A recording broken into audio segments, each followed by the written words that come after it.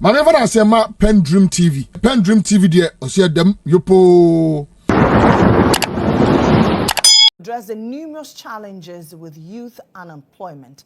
This agency has gone through various metamorphoses through its name change. It has also had its fair share of spotlight with regards to scandals and the popular confirmed folk tale.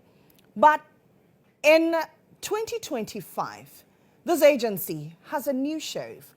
What is this new sheriff's vision for the youth? Is it the usual 3K, 5K? My guest this morning is Malik Basintale, that boy Basintale. How are you, Malik? It's an honor. Really, it's an honor. How are you doing? How have you been? The introduction alone. You know, I've been good. I mean, trying to settle down very well and balance myself. It's time for action, and I believe strongly that His Excellency the President put me there for a particular reason, and we've got to accomplish it. I was one of the people who championed the issue of high unemployment under the previous government. And one of my worries was that very little opportunities were being created for the younger generation.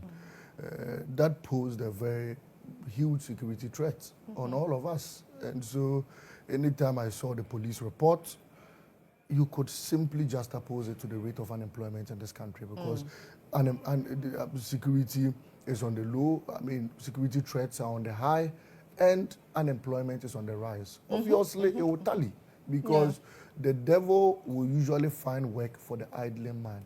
And that is why, right when I was appointed, I knew one of the first people I was going to go into battle with was the devil, because we are going to find work for the sustainable work for the idling man. And the devil would definitely be in competition with us because we are taking his people from him.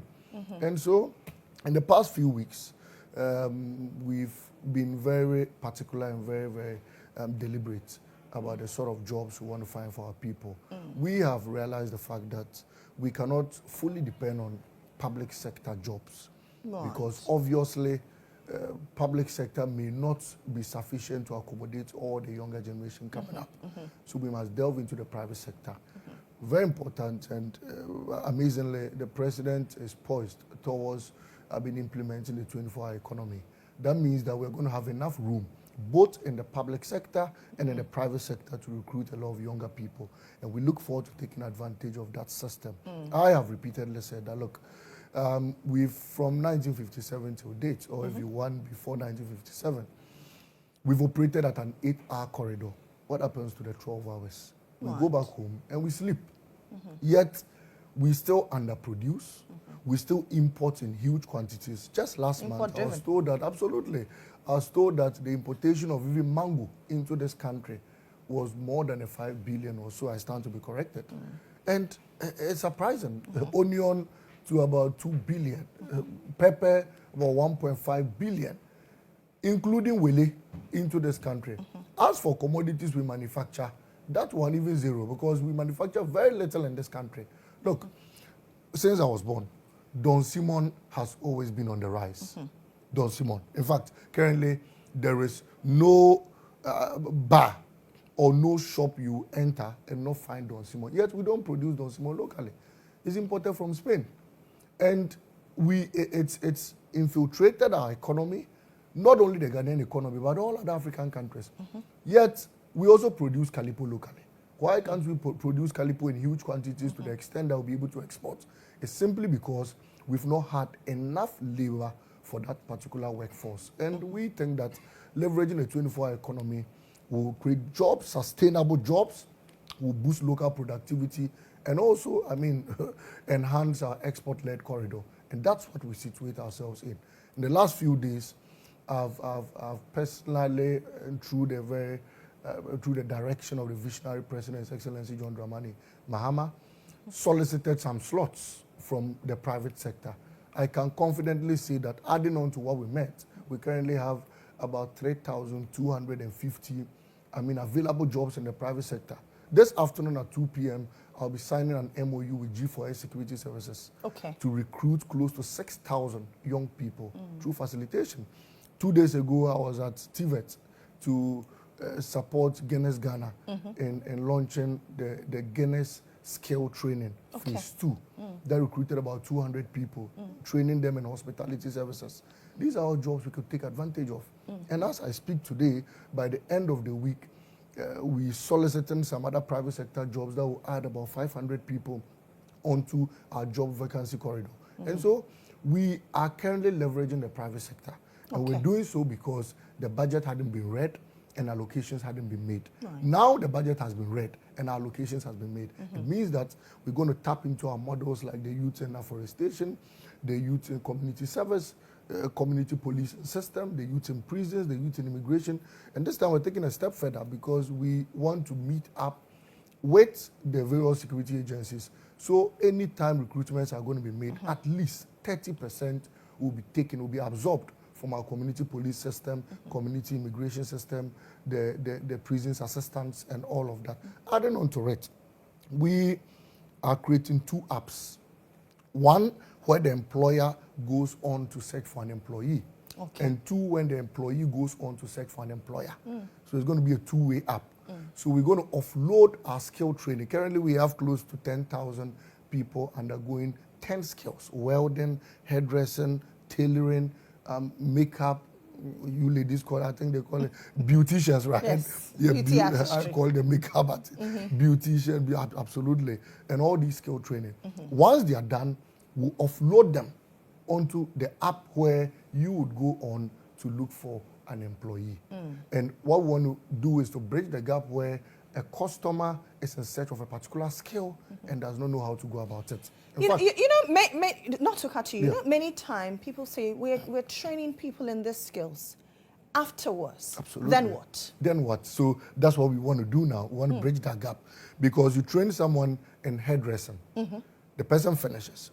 In fact, with YE, we give you a startup kit.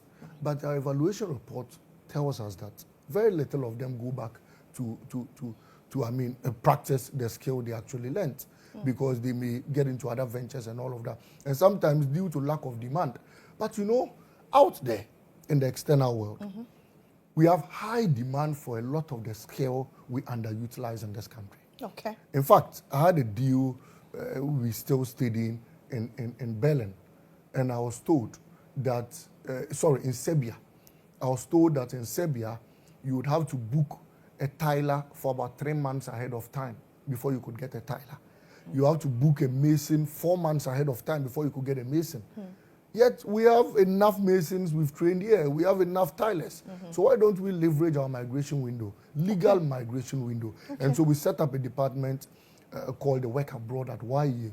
Currently on Friday, the 18th, we'll be launching it, the Work Abroad program, in alliance with the Ministry of Employment, the ministry, my mother ministry, the Ministry of Youth Empowerment, Development and Empowerment, the Ghana Immigration Service, the Ministry of Foreign Affairs, to set up a migration window. So this app we're creating currently is going to first be piloted in Ghana and in Dubai. Okay. So our skilled labor are going to be migrated. Part of them are going to be migrated abroad. And what we're going to do is that if you are in Dubai and you need a tiler, you just log on to the Ghana Job Connect app. You log on to it, and then you see whatever skill you need there. In Ghana, if you set a GH1 today, what we want to do is that if you set a GH1, for example, you have a tiling issue. You came to work and a tile is raised. You don't have to take your phone struggling to get a tiler. Just log on to the app, and then your location will be picked on the app. Proximity. Absolutely. And you'll be given tilers that are within your jurisdiction, at least 100, 200, 300 meters far away from you. So within 10 minutes, you should be able to just click on it, and then the tiler will come to your location. You raised a very critical point that if somebody is in Dubai and they want a tiler in Ghana, how does the person then pay for airfare and anything? No. What I mean is that we are migrating labor all of them to Dubai. Not all labor, part of the labor, the excess labor to Dubai. And so that particular skill that is needed there would land them there, and our embassy there will, our embassy there will facilitate their smooth stay in Dubai. So people are you then going to set up an annex in Dubai? No, we have a Work Abroad team.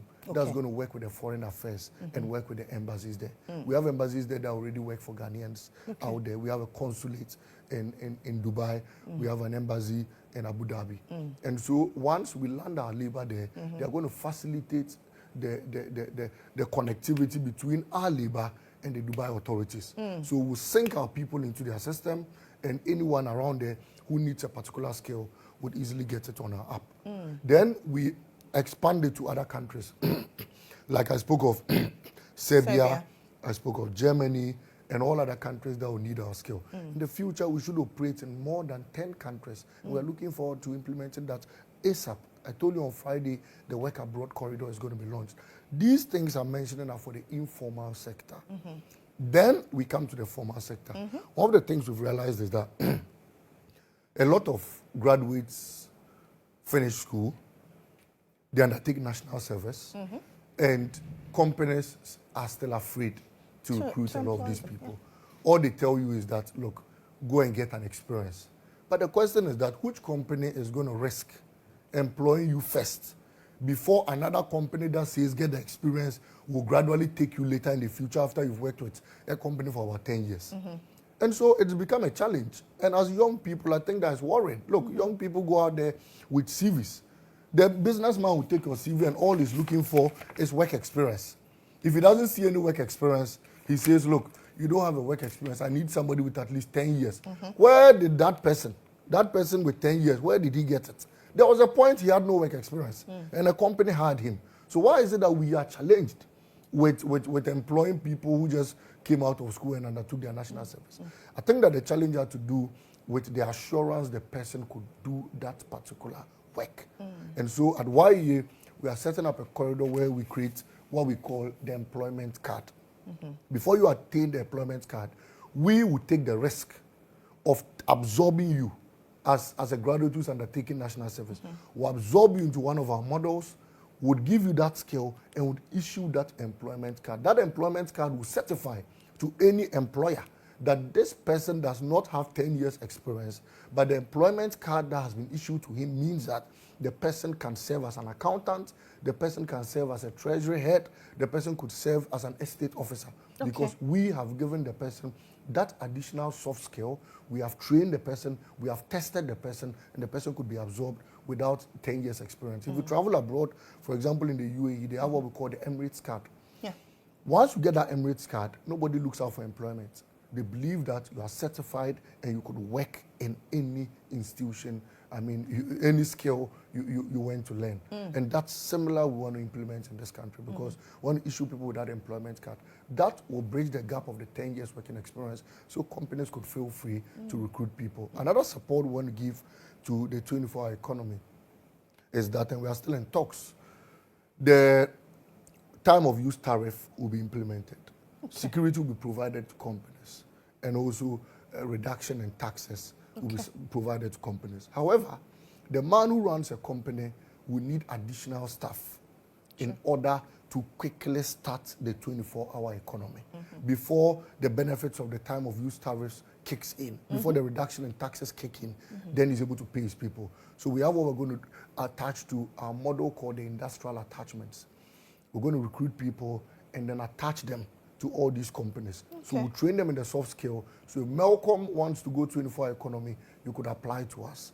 We'd give you additional workforce that would work in the night for you. You could mix them with your already existing labor.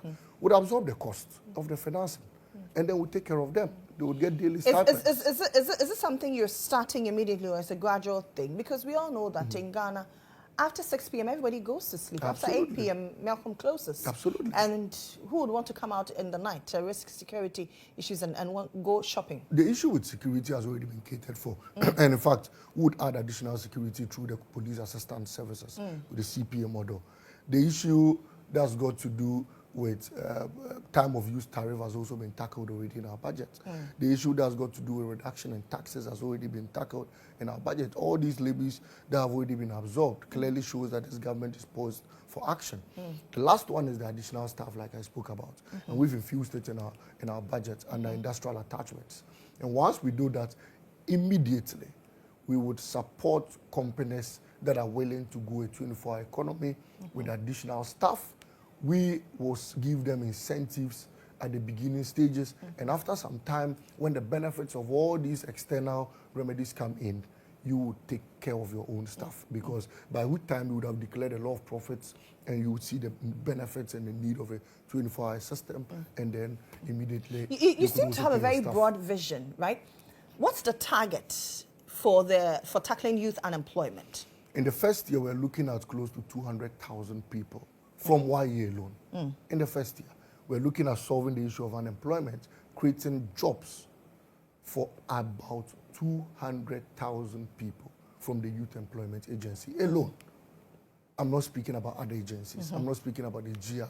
I'm not speaking about the DVLA. I'm not speaking about the NIE. I'm speaking about the Youth Employment Agency. We will create about 200,000 jobs. And in the long run... Which sectors are you looking at? We're looking at skill training, where we're going to create direct jobs, where the people go out to create indirect jobs. We're looking at the community policing assistance as part of our model, where we're going to create about 15,000 jobs there. We're looking at the youth in immigration, where we're going to create about 5,000 jobs. We're looking at the industrial attachments, where we're creating about 7,000 jobs there. And so I could go on and on. So many models out there, including training people to get indirect jobs. And the issue about demand comes in here. Just 2 days ago, we had a meeting, a discussion around a company that produces bricks in this country. And they bend the brick, and they're able to mold the brick, and they're able to use the bricks in construction works. And then the brick company told us that, look, currently they are so understaffed to the extent that they have demands as far as 1 year ahead. Demand. So there are people who have booked them, and the only available dates is towards the end of the year. So someone wants to build a house using only brick, because of course brick is carbon friendly, and the future generation is gradually moving out of block and going back to brick. Then they say, look, currently they don't have enough staff. People have come with so many orders. So sometimes they have to even flex the people. When you come, they tell you, look, we can be available to construct your house using brick maybe next year, in 2026 January. And they told us that, look, they need a lot of staff. So we have infused under community service a proposal where at least in the first year, about 2,000 people should be trained from the informal sector in brickworks. So we could mitigate that gap between the brick producers and the customer base. Once we do that, I think that the people who are demanded for brick construction and were put somewhere January 2026 would have enough staff to have their job done. So it isn't the case in this country that we don't have demand for particular things. Look, we have demand. 2 days ago, we had a thinking around the office, and at the management meeting, we just thought around. Lily, how many watch repairers do you find in town today? Watch repairers. You can't even find them. Absolutely. So your watch gets damaged. And if you don't have the luxury of traveling abroad to get it fixed up, especially if it's an engine watch, then you may have to put it there and think of where you could get money to get a new one. Yet you go to China and you go to Korea, and there are young people, young children, learning how to even make watches and fix watches. What's happening to our economy? Isn't it because we do not place premium on such skills? Absolutely. It's a factor. But it's also because we haven't made available the corridor to train people in such skill. Look, the scale of hospitality, there were people who said they didn't need it. I remember when I shared the flyer on my page, people said, oh, you want to train us in hospitality, we are not interested. A lot of people, of course, some naysayers. Then after the close of application, we realized that about 850 people had applied. And we needed only 200. I kept thinking, what is going to happen to the remaining people who had applied but had not been enrolled? So it isn't the case that people are not readily available to learn these skills. It's because the avenue for learning these skills have not been provided. As simple as that. And at YEA, we think that those avenues are going to be provided to the most little skill. Watch repairs, curtain, blinds repairs, and blind manufacturing.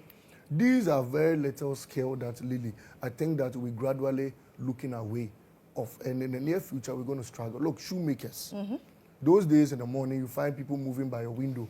Come, shoe. When was the last time we had that? It's very difficult to even get a shoe repairer if your shoe develops a challenge. Yet, shoes are things we are going to continue wearing till the end of time, whether you like it or not.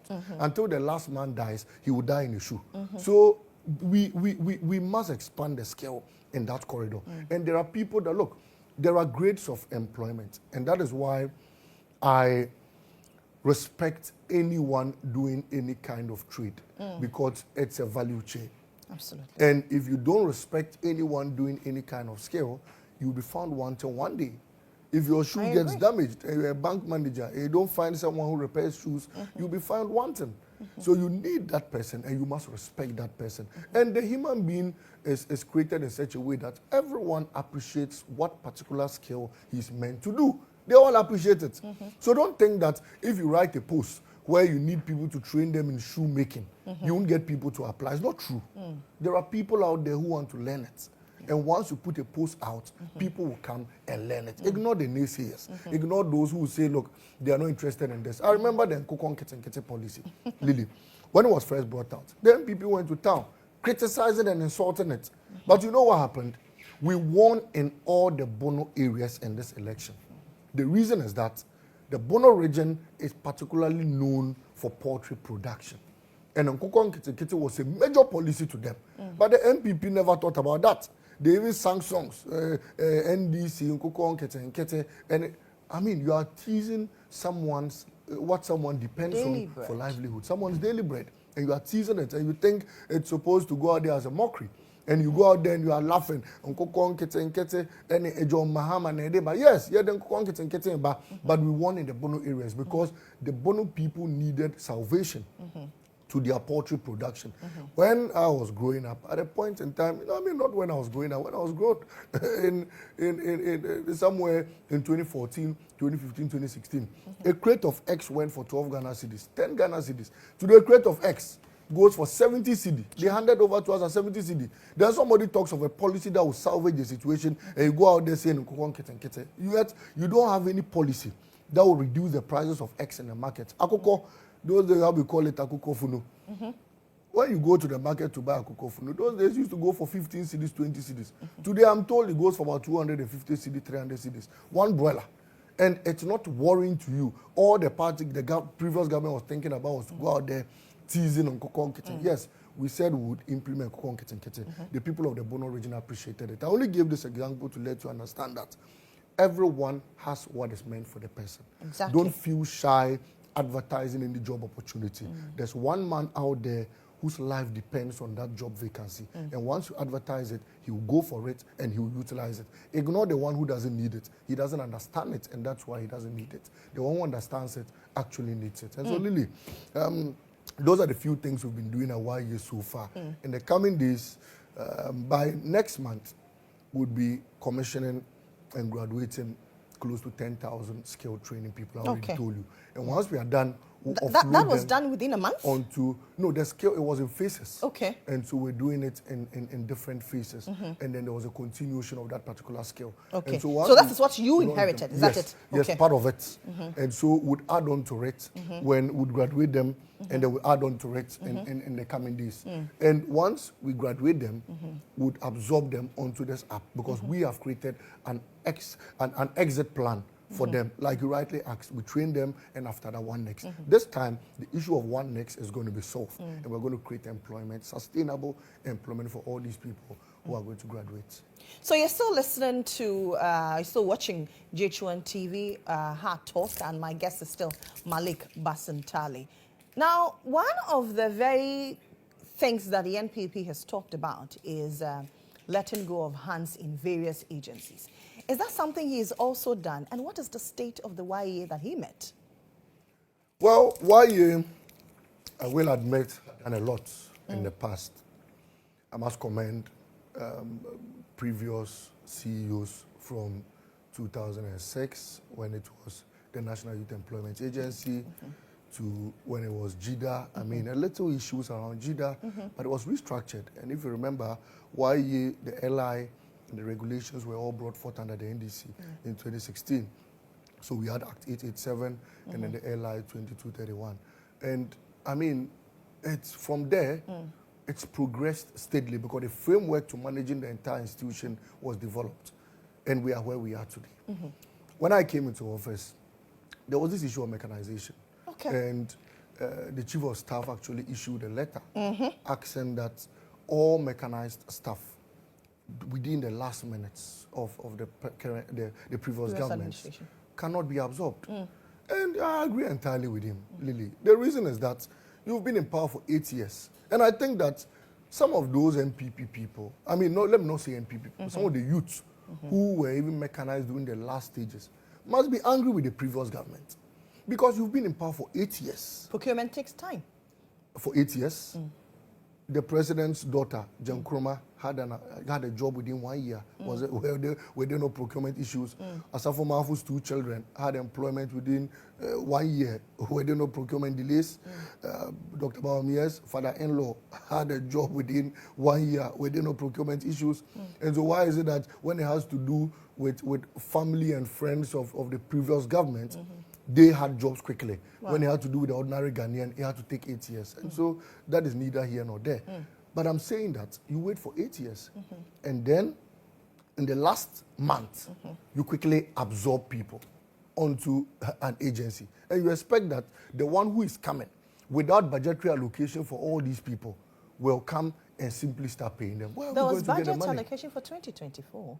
Okay, and in that budget, did they make provision for the absorption of all these people? No, because if you listened to the transition teams, they particularly requested for the budgetary allocation for all these stuff, and none was provided. And we have things we wanted to do. Okay. You've seen the budget, and I'm sure we'll come to that. Exactly. Because obviously, we were yet to draft our budget, and we knew what we wanted to take out. And so you cannot take a decision and force it on the next government. However, we are poised to creating sustainable jobs. And in our budget, we've listed various corridors we are going to, invest in creating sustainable jobs for the young people of this country. So people who did not go through the mechanization and all of that need not to worry.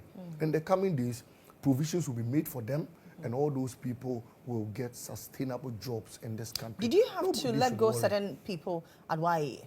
No, at YA, what happened was that there was a mechanization challenge. As we speak today, there's an audit ongoing because there were 1 or 2 issues with it. So it's an in-house decision pegged onto the letter as issued from the Chief of Staff's office because, he's the boss and you cannot never dream of challenging his authority. And so we taking steps pegged onto his letter. I think that the letter was issued. So even at YA, you don't need to issue an extra letter saying that, look, people who are mechanized or whatever cannot be enrolled. You don't need to do that because the Chief of Staff solved that particular issue.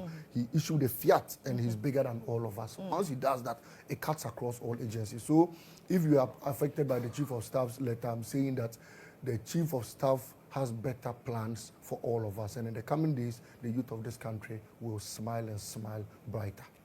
There was an issue about your deputy CEO. Has that challenge been resolved? Oh, resolved long ago. I think that it was just miscommunication out there. It's been resolved. YA is progressing steadily. And I think that, look, Lily, we are going to get the job done.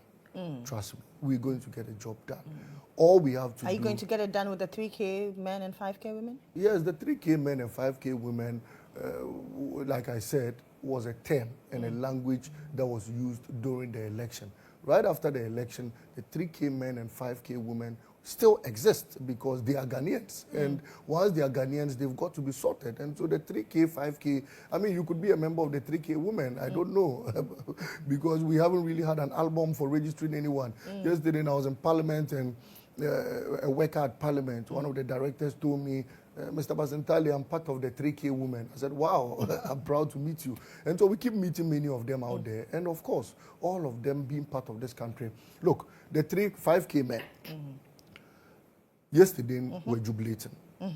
One of the reasons why the 5K men were jubilating was because the bet tax has been scrapped. Promise fulfilled. The 5K men were jubilating. Why were they jubilating? Because e-levy has been scrapped. The 5K men were jubilating. Why were they jubilating? Because the emission tax has been scrapped. The 3K women were also jubilating. Why? Because additional funding has been procured for free SHS. And in fact, 3.5 billion has been allocated. The 3K women were jubilating. Why were they jubilating? Because the NHIL had been uncapped and more money was going into the NHIL corridor, which means that we're going to get value for the services that will be provided to us at the hospitals. The 3K women were jubilating. Why were they jubilating? Because the free primary health care has been brought into force. And so there's enough reason why the 5K men and the 3K women are happy and were happy yesterday. One of the reasons why the 5K men were happy was because of the legalization of Okada. Because they thought that they've been harassed for so long. Now Okada is going to be legalized, is going to be regulated and properly institutionalized for us to respect the Okada man, while the Okada man also respects the driver and the pedestrian on the road. Once that is done, we have a very serene economy. And so it's not in my personal interest to say the 3K men or the 5K men were happy and all of that. They were happy, and we know they were happy because of the promises we made to them. How did I win the 3K men or the 5K men? I won them simply because we assured them we're going to scrap the bed tax. We assured them we're going to scrap the COVID levy. We assured them we're going to scrap the e-levy. We assured them we're going to create sustainable jobs for them. We assured them of a serene economy. We told them obnoxious taxes were going to be cleared. We told them how we're going to manage the economy. And Lily, yesterday you testified that indeed that has been done. So there's enough reason for all the 5K men and the 3K women to be smiling. Yesterday, I made a very strong case that, look, I will feel proud. In fact, henceforth, I need to change my walking and walk like Al Masro. Why? President Mahama has made me proud. I'm a proud young man. His Excellency JM has made me proud. I feel proud, though. Look, I'm excited this morning, I won't lie, because the man has done what Nebuchadnezzar could not do. Look, when we're campaigning... In this case, who is Nebuchadnezzar? Oh, biblical terms, Nebuchadnezzar existed. In the last government, Nebuchadnezzar existed. But you see, in doing the campaign, I went out there and I made solemn statements. After the election, I made a point on TV that my headache now is for us to wait and see how we're going to implement it. The promise keeper, His Excellency John Dramani Mahama, who never fails, has done what Nebuchadnezzar could not do. And he's done it and done it properly. I have enough reason to walk proud in the market. In fact, I have enough reason to start walking from work to the house because I can face anyone face to face. I'm not shy. In the last government, 2 days to even the budget reading, the Deputy Finance Minister said the haircuts will never come, the bonds will never be slashed and all of that. 2 days. Then at the budget reading, they introduced the haircuts. So, I mean, it was a terrible situation for even their communicators. Because I was on TV, I remember, before the haircut situation. And the communicator said, oh, the haircuts, the bonds will never be slashed and there will be no haircuts and all of that. Then after the budget, I came on TV with him again and I said, but you told us we will not scrap it. You won't implement the haircut situation. What actually is happening? And he was quiet. So the previous government put their own communicators, even an embarrassing situation in previous times, and their own appointees. Their MPs were embarrassed. Yesterday, if you looked at the demeanor of their minority, the micro-minority in parliament, really, it was terrible. You could see, they felt that their party had collapsed, and they felt that maybe they should just forget the MPP and go into other ventures. Do you think so? Because they have termed the budget the Sakawa budget. How? Since we're talking about It's not about terming it. It's about explaining why it is termed as Sakawa. So they should tell us how. Why? They came and told us. And you see, one of the things that, Sakawa is literally scam, right? One of the things that the former finance minister, Dr. Mohammed Amin Adam, says was that we didn't implement the Burton tax. You see, I like Dr. Amin Anta so much. But one of these days, I'll lose my cool on him. And I'll lose my cool because you cannot take us for granted. Look, this is a bet slip. When you are you an investor? No, you see, and the issue with betting, Lily, the issue with betting is not about, the issue with bet tax, it's not about morality. It's about fairness and greediness. It's not about morality. We're not talking about betting. We're talking about the tax you've imposed on it. In other words, if you, Dr. Baumia, and I used to say it, say betting is haram, yet you are now telling the man that when he wins the bet, he should give you 10% to drink. So you don't like dog meat, but you said they should give you dog soup to drink. Have you seen some before? So clearly, it was a confused situation. So the issue with bet tax has nothing to do with whether you partake in it or you don't partake in it. It has to do with the rule of fairness. And we thought that in all honesty and fairness, if you did not work for a particular thing, you shouldn't chop from it.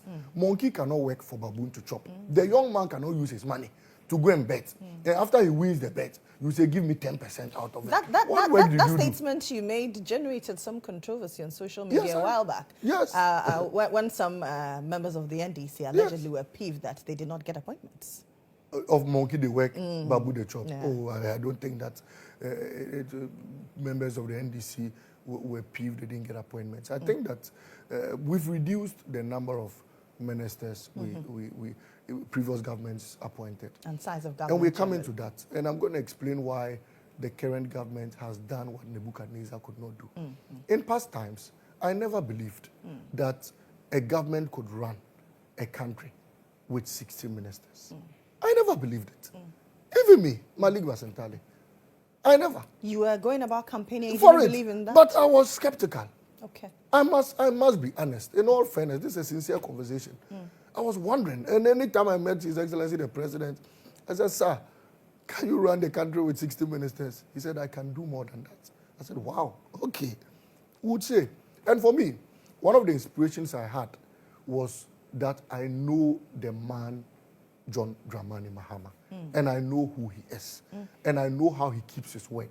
John Mahama will not say A and do B. I know him.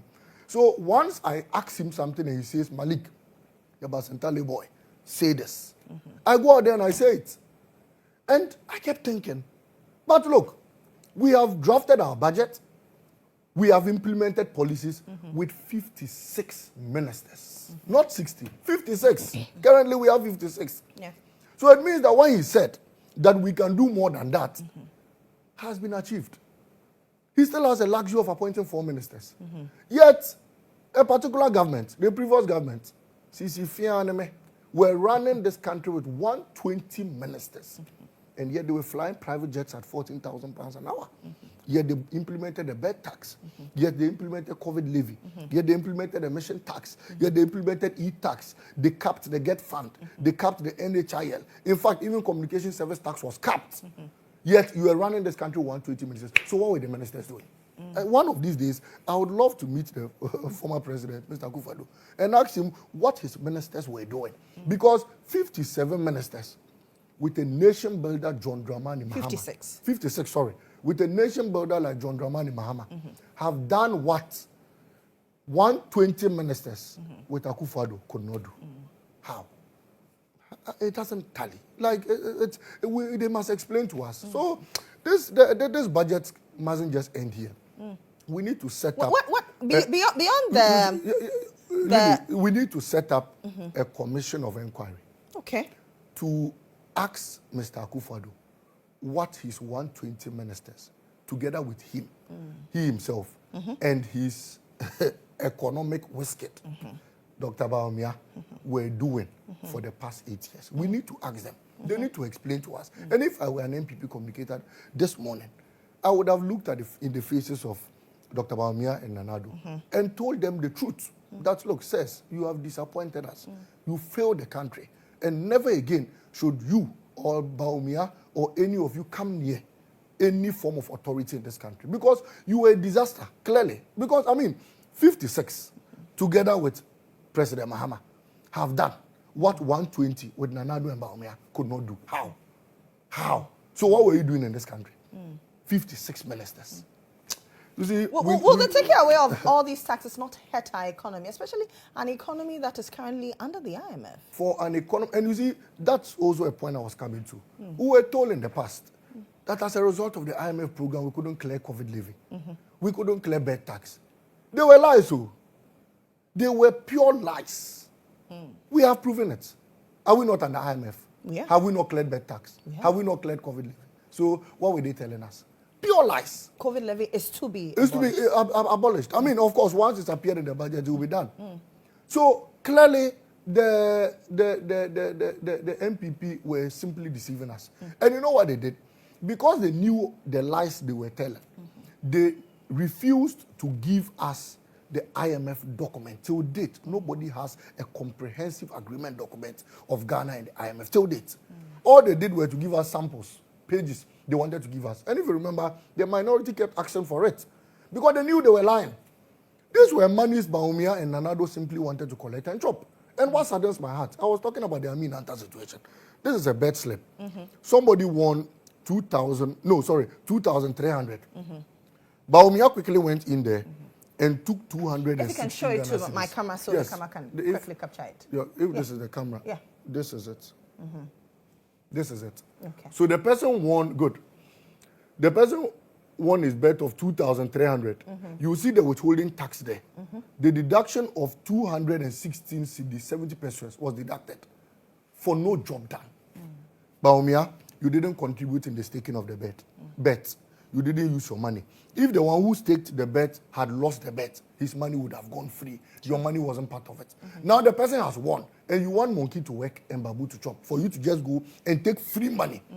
Then Amin Anta comes to tell us yesterday that they never implemented the bet tax. Yeah. La ilaha illallah. But this morning I played for viewers a video of Dr. Bawumia during his vision, when he was outlining his vision in somewhere February 2024 at the UPSA, where he said that if he was given the nod, he was going to abolish the betting tax. So who brought the betting tax? So if you said you never implemented it, why did Bawumia say he will abolish it?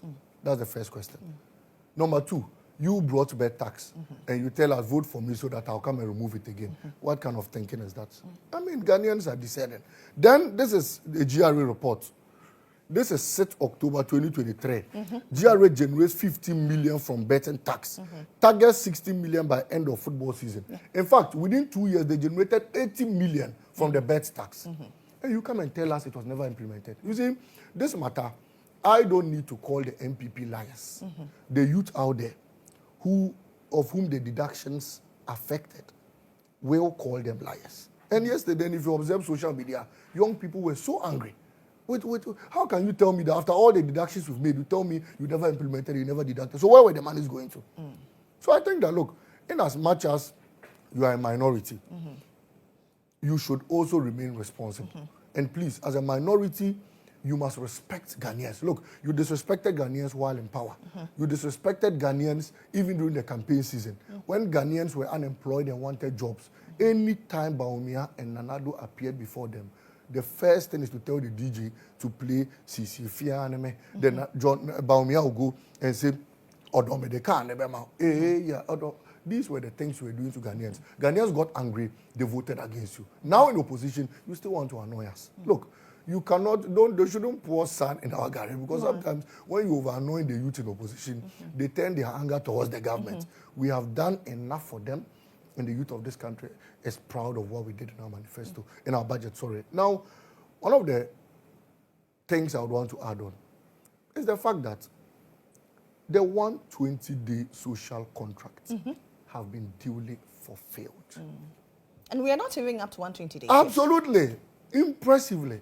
And that's one of the reasons why I want to salute His Excellency John Dramani Mahama this morning. Of course, together with his very venerable finance minister, Dr. Kessel Atuforsen.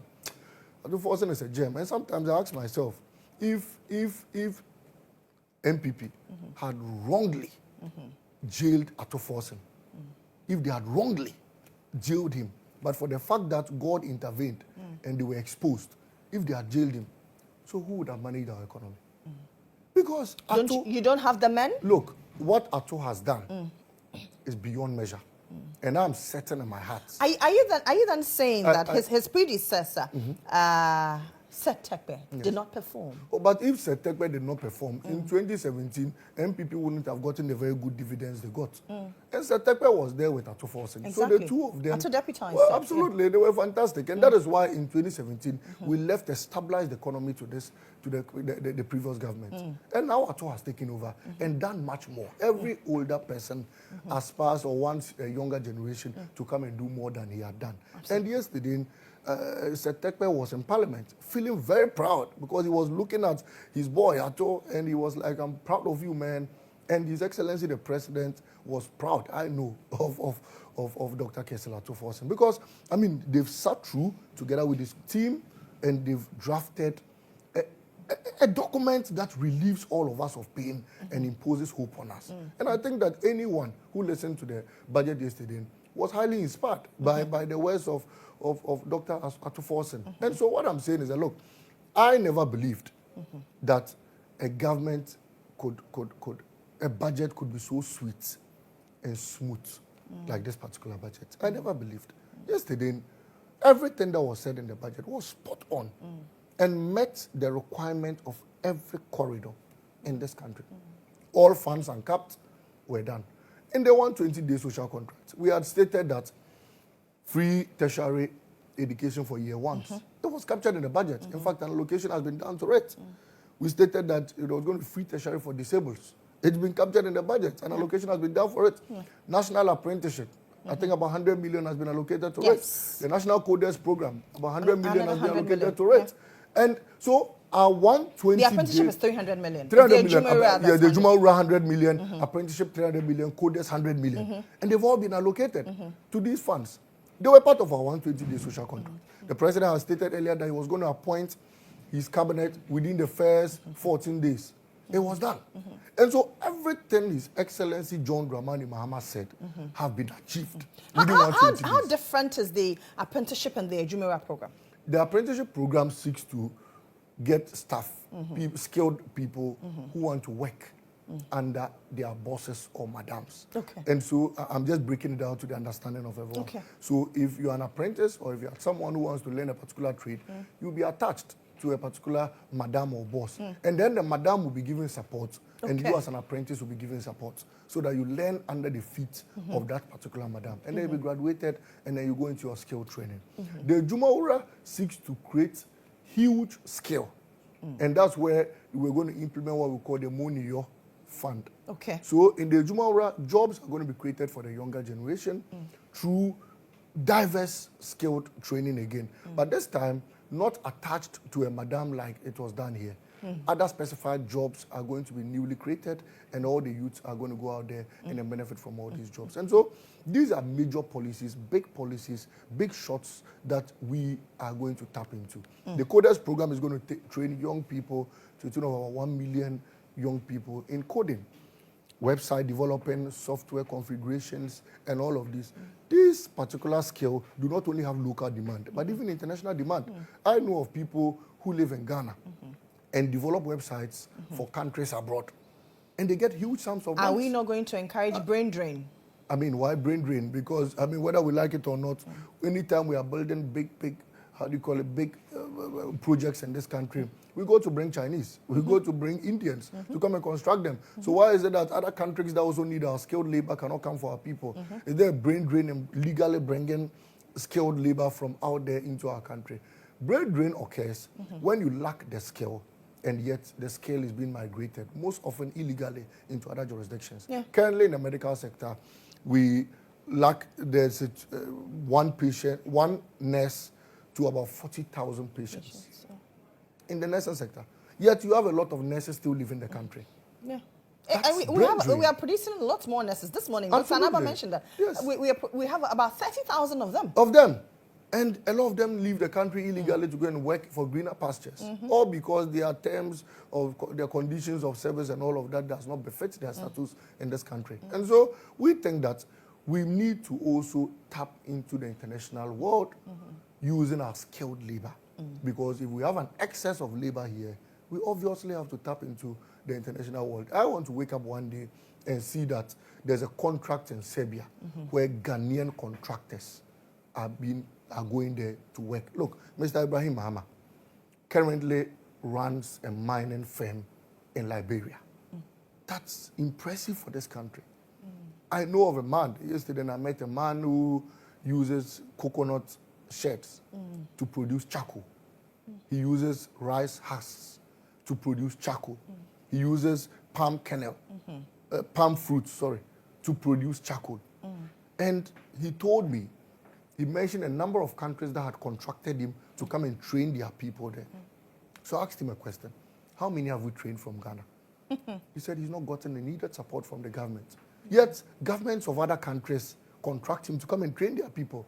I said, look, young man, His Excellency the President is interested in anyone who has a fruitful policy towards charcoal production. Because Lily, you come from the northern part of this country. Anytime you see trucks loaded with charcoal heading towards the staff, that is our forest going on. That is just the forest they have put on the truck and bring into Accra. Because all those charcoal you see there were burnt out of shea nut trees. And our most precious tree in the north is the shea nut tree. Yet every morning, as we speak today, by now somebody is busy cutting a shea tree to go and burn charcoal. And then we see the trucks bringing charcoal, loads of charcoal to Accra. And we are happy that we'll get charcoal to cook. Yet the same people, we come again and we say, let's protect the forest. How will we protect the forest when the trees are bent down to produce charcoal for you and I to use in our kitchens? This man says no. The coconut shells, I mean the end product, the byproduct of it, could be bent into charcoal. And currently, if you go to Marina Mall, if you go to our malls, you find his products there. He packages it beautifully. I should have brought one this morning to show you. Very beautiful. Now, what that charcoal even does is it produces very less smoke. Okay. Which does not affect the ozone layer. And again, it helps reduce coconut waste on our streets. Sometimes in the morning you are driving and you see the Kube seller has piled a lot of coconut waste and on major streets. Sometimes they leave them by the road. They leave them by the road. And we don't have use for them. Yet we are cutting down trees when coconut could be used to produce charcoal. So I told him, look, you know what? His Excellency the President is interested in this. I have the proposal, I have the samples. I'm going to present it to His Excellency the President. I'll present it to my minister, Honorable Giorgio Parado. And then together would come out with a framework towards training more people in that production. When we do that, we'd reduce the felling of shea nut trees and would also clean our cities because the coconut waste are now going to be picked up for recycling, and they also still get our charcoal to use and export some. So it's a bigger picture, and I feel that the Ghanaian economy can utilize our skilled labor. Other countries are utilizing our people. I know some people in this country that work internationally, yet our own country does not or do not appreciate the work they do for us in this country. I think it's time we go international, and that's what my work abroad team seeks to promote. So in the coming days, we'll launch it. And all our skilled labor, part of them, the excesses in this country will be taken abroad to also work and brighten the name of Ghana. What that also does for us is that when they go, they also learn new skill from those countries. So when they come back, they come and train us or enhance the already skilled labor here, the training, so that they could also meet international standards. Just last week, I got to know that our measurements are different from the international standard measurements. Yes. So if a mason goes abroad, and they give him the measurements on a sheet of paper, he will get confused.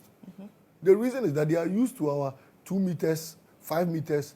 But not the international standards? Not the international standards. Okay. The international standards have very different levels of measurements.